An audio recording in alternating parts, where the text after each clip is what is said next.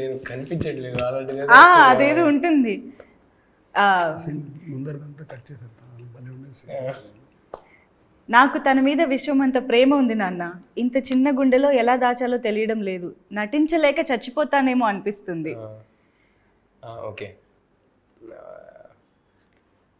నాకు తన మీద విశ్వమంత ప్రేమ ఉంది నాన్న, ఇంత చిన్న గుండెలో ఎలా దాచాలో తెలియడం లేదు, నటించలేక చచ్చిపోతానేమో అనిపిస్తుంది.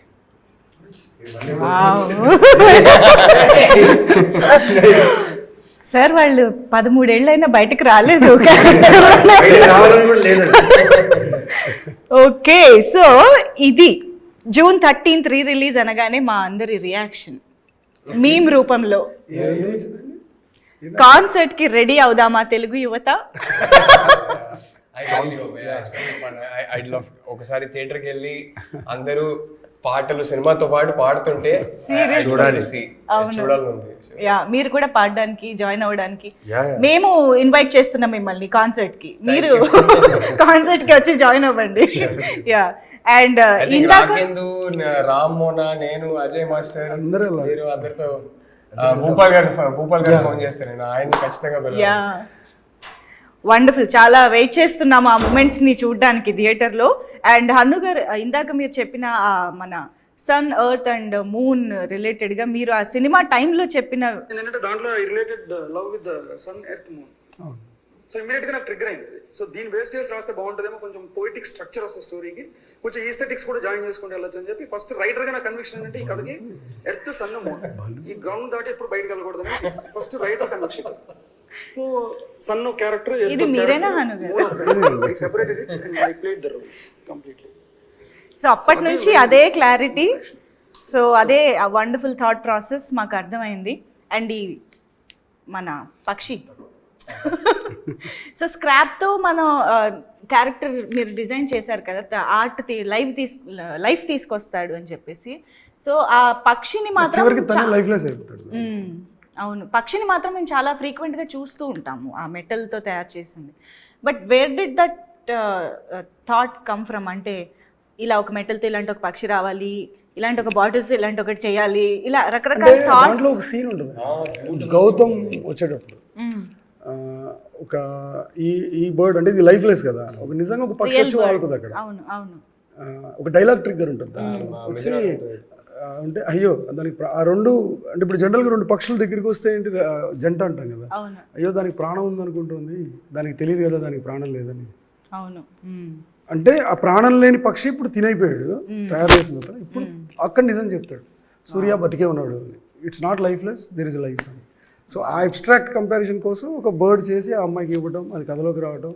బట్ ఆ సీన్ తర్వాత తీసేసినట్టున్నాం, ఈ సీన్ ఉంది తయారు చేయడం ఇవ్వడం మాంటేజెస్ లో వెళ్ళిపోయింది. యాక్చువల్గా that's a scene before that. Yeah,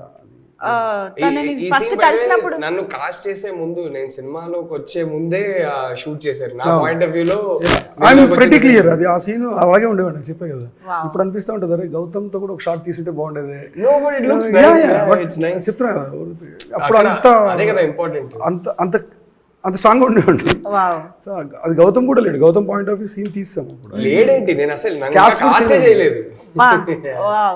that is the clarity. And okay, ఆ సీన్ కోసం మీరు ముందు నుంచి మొత్తం వేస్తూ వచ్చారు చూసారా? అదే మన అది ఉంటుంది కదా, దాని ఏదో అంటారు టీవీ టవర్ క్వార్టర్స్ ఉండేది. Wow, okay. సో అందాల రాక్షసి రిలీజ్ సందర్భంగా కొన్ని ర్యాండమ్ క్వశ్చన్స్ మనం గుర్తు చేసుకుంటూ మాట్లాడుతూ దాని గురించి డిస్కస్ చేద్దాము. సో మనం ఇప్పటివరకు క్యారెక్టర్స్ గురించి చాలా మాట్లాడుకున్నాము, కానీ మీ క్యారెక్టర్స్ని ఒక్క వర్డ్లో డిస్క్రైబ్ చేయాలంటే ఎలా చేస్తారు? సూర్యని one word. Okay, vibrant I think you can describe కదా. అండ్ మీది గౌతమ్? గౌతమ్ చంద్రుడు,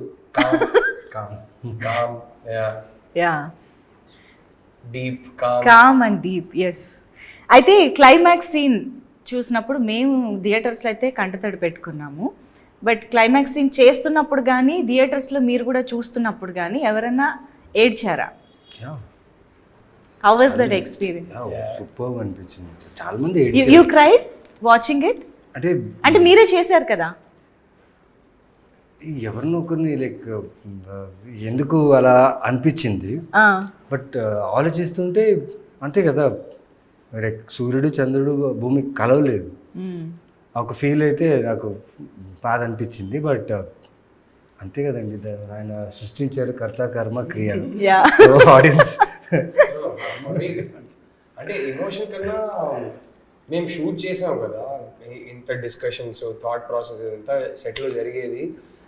ఫస్ట్ టైం నేను సినిమా థియేటర్లో చూసినప్పుడు to watch it come together, ఇది ఒక స్టోరీగా అంటే ఎడిట్ చేసిన తర్వాత ఈ కట్ తర్వాత ఈ కట్ పెట్టిన తర్వాత మ్యూజిక్ పెట్టిన తర్వాత how it came together and it was magic for me. I was like wow, this is what Hanu was going for అనేది.